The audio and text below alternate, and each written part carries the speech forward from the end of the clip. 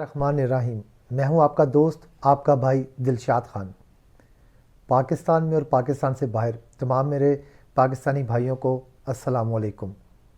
آپ دیکھ رہے ہیں میرا یوٹیوب اور Facebook channel Pakistan politics with D K. آج بہت سی چھوٹی بڑی اچھی بری ہر طرح کی خبریں ہیں جو میں آپ کو ساتھ ساتھ دیتا رہوں گا۔ سب سے پہلے ایک اچھی خبر سے میں آغاز کروں گا۔ اچھی خبر یہ ہے کہ ہمارے ملک میں کافی دنوں سے ایک کیوس کریٹ تھا چیف آف آرمی سٹاف اور joint chief of staff committee کے تقرر پر۔ اللہ کا شکر ہے کہ کل یہ معاملہ خوش اسلوبی سے انجام پا گیا ہے۔ کل وزیر اعظم شہباز شریف نے اپنی کابینہ سے منظوری کے بعد سمری صدر مملکت عارف علوی صاحب کو بھیجی۔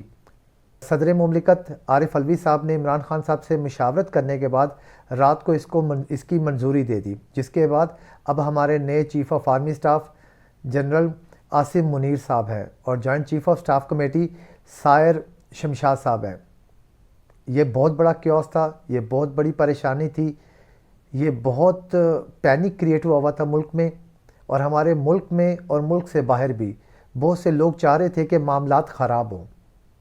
اس پہ یہ بھی کہا جا رہا تھا کہ عارف علوی صاحب ہو سکتا ہے سائن نہ کریں، عمران خان صاحب اس پہ اعتراض کر دیں، کیونکہ عاصم منیر صاحب کی ریٹائرمنٹ 27 نومبر کو ہونی تھی، جبکہ قمر جاوید باجوہ صاحب 29 نومبر کو وہ ریٹائرڈ ہو رہے ہیں۔ اس کے لیے وزیر اعظم شہباز شریف صاحب نے اپنی کابینہ سے منظوری لے لی تھی۔ قانونی نکات کے بارے میں بھی سوچا جا رہا تھا کہ اگر اعتراض کیا جاتا ہے تو ہم اس کو کیسے سالو کریں گے، لیکن اللہ کا شکر ہے کہ عارف علوی صاحب نے سمری پہ سائن کر دیے اور یہ مسئلہ حل ہوا۔ پاکستان میں اور پاکستان سے باہر اس ملک دشمن عناصر جو بہت سے جنہیں اللہ واسطے کا ویر ہے آرمی سے بھی اور ہمارے اس ملک سے بھی، ان کی مذموم ارادوں اور سازشوں پر پانی پھر گیا۔ پاکستان میں تو جو لوگ ہیں کافی حد تک آپ بھی جانتے ہیں، لیکن پاکستان سے باہر ہمارا ازلی دشمن انڈیا اور دوسرا ازلی دشمن اسرائیل، ان کی اپنی پلاننگ تھی۔ کچھ دن پہلے انڈین آرمی جنرل نے کہا تھا کہ ہم پاکستان میں LOC کے پار آزاد کشمیر ہے اس پہ ہم اٹیک کریں گے، کیونکہ وہاں لانچنگ پیڈز ہیں جہاں سے دہشت گردی انڈیا میں کی جاتی ہے۔ جب پتہ کیا گیا اور بات کی گئی تو سامنے آیا کہ یہ پلاننگ جو ہے یہ اسرائیل کر رہا ہے۔ اسرائیل چاہ رہا ہے کہ پاکستان میں جو کریوس کریٹ ہے اور ایک انسٹیبلٹی ہے، اس کا فائدہ اٹھاتے ہوئے پاکستان پہ حملہ کرے۔ اس کا ٹارگٹ تھا اور اس نے مارک کیے ہوئے تھے، ریڈ مارک کیے ہوئے تھے کچھ مدرسے۔ ان کا پلان تھا کہ ان پہ ڈرون اٹیک کیا جائے۔ ڈرون اٹیک کرنے کے بعد جب وہاں پہ کیجولیٹیز ہوں تو کہا جائے کہ ہم نے فلانے عربک نیم سے یہ لوگوں کو ہم نے وہاں پہ مار دیا ہے۔ یہ دہشت گردی کرنا چاہ رہے تھے اور یہ دہشت گردی میں ملوث تھے، کیونکہ یہ ثابت کرنا مشکل تھا کہ وہاں جو بچے مدرسے میں پڑھ رہے تھے وہ قرآن کی تعلیم حاصل کر رہے تھے یا دہشت گردی کی تعلیم حاصل کر رہے تھے۔ یہ ثابت کرنا پاکستان کے لیے مشکل تھا، مگر اسرائیل اور انڈیا، کیونکہ انڈیا اور اسرائیل جتنا میڈیا پہ گرپ ہے، انٹرنیشنل بھی اور نیشنل جتنے بڑے جوائنٹ ہیں، ان کے لیے ثابت کرنا مشکل نہیں تھا۔ آج تک جو 2 مئی کو ایبٹ آباد میں آپریشن کیا تھا امریکہ میں، اس میں آج تک وہ اسامہ بن لادن کی ڈیڈ باڈی نہیں دکھائی۔ پچھلے دنوں ڈرون اٹیک میں امریکہ نے افغانستان میں احمد ظاہروی کو مارا تھا، اس کی لاش بھی آج تک نہیں دکھائی گئی، اس لیے لاش دکھائی کہیں بھی نہیں جاتی۔ کہا جاتا ہے مار دیا ہے، انہیں دہشت گرد ایکٹیویٹیز میں ملوث تھے، ہم نے انہیں مار دیا حملہ کر کے۔ اسے ثابت کرنا اس ملک کے لیے مشکل ہے کہ آیا وہ موجود تھے کہ نہیں موجود تھے، لیکن انڈیا اور اسرائیل کے لیے ثابت کرنا زیادہ مشکل نہیں تھا۔ انڈیا اسرائیل کی سازش میں اس لیے شامل ہوا کیونکہ انڈین میڈیا کے پاس اس وقت کوئی کنٹینٹ نہیں ہے۔ ملک میں ان کے جو حالات ہیں، جو واقعات ہو رہے ہیں، جس طرح کی وہاں پہ ایک بے چینی ہے، اضطراب ہے، ایک قتل و غارت ہے، اس کے توجہ ہٹانے کے لیے انہیں کوئی نہ کوئی کنٹینٹ چاہیے۔ اس لیے انڈیا چاہ رہا تھا کہ اگر یہ ایکٹیویٹی ہو گئی تو ہمیں کنٹینٹ مل جائے گا اور عوام کی توجہ ہم اپنے ملک کے اندرونی معاملات سے ہٹا سکیں گے، لیکن عارف علوی صاحب سائن کر کے سمری پر اس مسئلے کو ختم کر دیا، بالکل ختم کر دیا، اور ان کی امیدوں پہ پانی پھیر دیا۔ آپ کو جیسے کہ پتہ ہے کہ عاصم منیر صاحب کی اپائنٹمنٹ کے بعد انڈین میڈیا کو بہت تکلیف ہے. انڈین میڈیا اور انڈیا چیخ رہا ہے. جیسے کرن تھاپر نے پورا 1 گھنٹہ عاصم منیر صاحب پر پروگرام کیا، ان کے چھوٹے ہونے سے لے کر اب تک، ان کی پڑھائی سے لے کر ان کے آرمی میں آنے تک، ان کے والد ہیڈ ماسٹر ہیں یہ تک انہوں نے بتایا.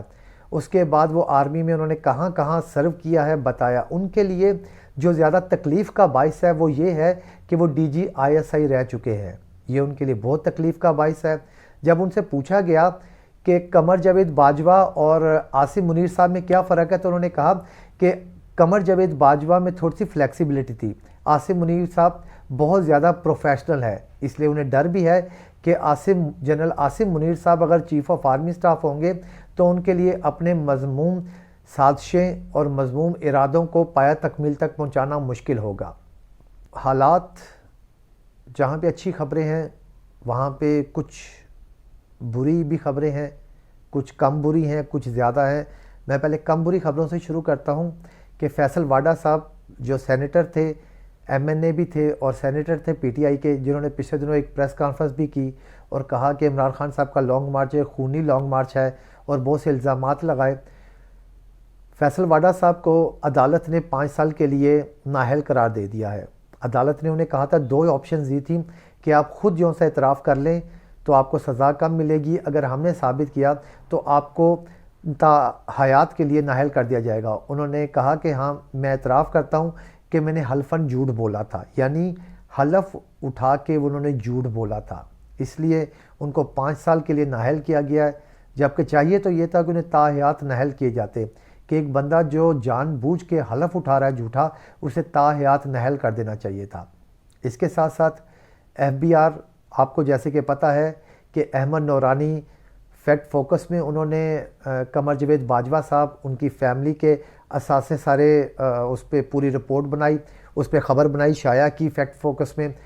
فیکٹ فوکس میں خبر آنے کے بعد ویب سائٹ سے اسے ہٹا دیا گیا، لیکن ہمارے ملک کے فائنانس منسٹر ہیں اسحاق ڈار صاحب، انہوں نے کہا کہ اس کی انکوائری ہونی چاہیے. یہ FBR میں انکوائری کروں گا کہ کیسے یہ نکلا، یہ سیکرٹ لاء کی خلاف ورزی ہے. اب انہوں نے گونگلوں سے مٹی اتارتے ہوئے FBR کے ان لینڈ کے 2 ملازمین کو فارغ کر دیا، جس میں ایک ملازم ہیں عاطف نواز وڑائی صاحب اور دوسرے ڈپٹی ڈائریکٹر ان لینڈ کے ظہور احمد صاحب ہیں. ان کو ان کے عہدوں سے ہٹا دیا گیا ہے. اور اس کے ساتھ خبر یہ ہے کہ اسٹیٹ بینک نے بتایا ہے کہ ہمارے ایسٹ جو ہیں، جو مارچ میں 13.4 ارب ڈالر تھے، وہ کم ہو کے 7.8 ارب ڈالر پہ آ گئے ہیں. اور انہوں نے ایک چیز اور بھی بتائی ہے اسٹیٹ بینک نے کہ شرح سود میں 1% اضافہ کر دیا گیا ہے. شرح سود جب بڑھتی ہے تو پاکستان میں انویسٹمنٹ کم ہوتی ہے، مہنگائی بڑھتی ہے، کاروبار کم ہوتا ہے، اس سے ملک کی ترقی رکتی ہے، ملک کو نقصان ہوتا ہے. اسٹیٹ بینک کا یہ بھی کہنا ہے کہ مہنگائی بے قابو ہوئی ہے، مہنگائی توقع سے زیادہ ہے اور اسے کم نہیں کیا جا پا رہا. اس کی وجہ یہ بھی ہے کہ ہمارے حکمران کی توجہ نہیں ہے، نہ 22 کروڑ عوام پر، نہ مہنگائی پر، نہ ان حالات پر. وہ اپنی حکومت بچانے، اپنے جو پیسہ، جو مال، جو کرپشن سے جمع کیا ہے، اس کو بچانے کی طرف لگے ہوئے ہیں. اس ملک 22 کروڑ عوام اور ان حالات پر، ان کے حالات پر کوئی ان کی توجہ نہیں ہے.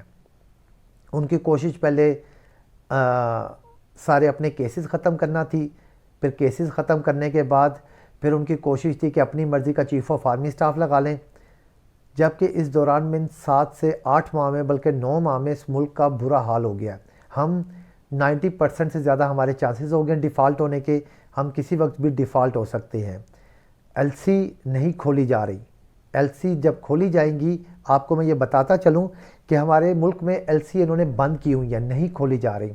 جب کھولی جائیں گی تو بہت خطرہ ہے کہ ہمارا ملک ڈیفالٹ ہو جائے گا، ڈالرز ایک دم کم ہو جائیں گے. بہت زیادہ LCیاں بند ہیں اور کاروبار لوگوں کا بند کیا ہوا ہے کہ جب LC کھلے گی ہمارے لیے مشکلات بڑھیں گی. حالات فائنینشل اچھے نہیں ہیں. اللہ کا شکر ہے کہ کچھ حد تک جنرل عاصم منیر صاحب کی اپائنٹمنٹ کے بعد حالات نارمل ہوئے ہیں، لیکن اکنامکلی ابھی بھی ایب نارملٹی ہے. میں بھی دعا کروں گا، آپ بھی دعا کیجئے کہ اللہ پاک جلد اس ملک کے حالات بہتر کرے۔ میں یہاں پہ یہ بھی ریکویسٹ کروں گا، پلیز آپ میرے چینل کو سبسکرائب کریں، لائک کریں، بیل آئیکن کے بٹن کو پریس کریں تاکہ آنے والی تمام ویڈیوز آپ تک پہنچ سکے، اور پلیز کومنٹس دیجیے گا، میں کومنٹس کا رپلائی کرتا ہوں۔ اللہ پاک آپ کا، میرا، ہم سب کا حامی و ناصر ہو۔ اللہ حافظ۔